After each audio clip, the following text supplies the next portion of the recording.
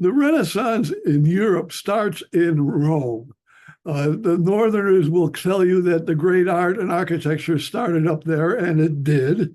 But before that happened, there was a literary renaissance in Rome because after the Crusades, the Crusaders and people who were fleeing from the Islamic spread out through Eastern Europe came to Rome, bringing with them documentation and literary works from ancient Greece and ancient Rome.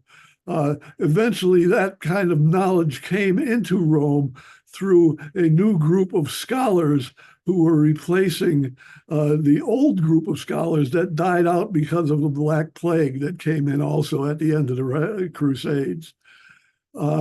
So you have a literary renaissance in Rome that goes for almost 100 years before the big artistic and architectural renaissance gets really roaring through northern Italy.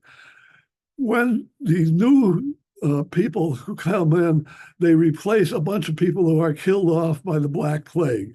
The scholars in the universities and the monasteries are killed off basically because they live in dormitories. They sleep in dormitories and spread the plague around.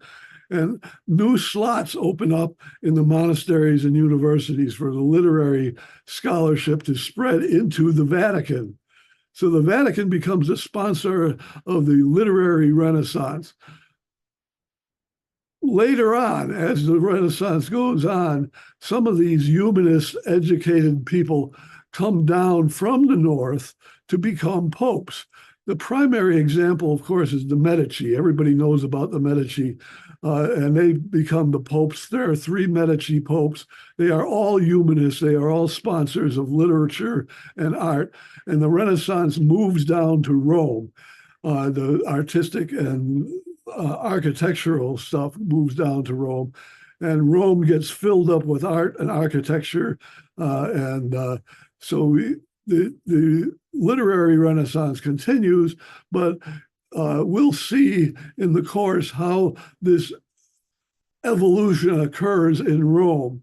And it'll be the first part of the course will be about the literary renaissance, and then the gradual change over to include the art and architecture. So come take the course. We'll learn a lot.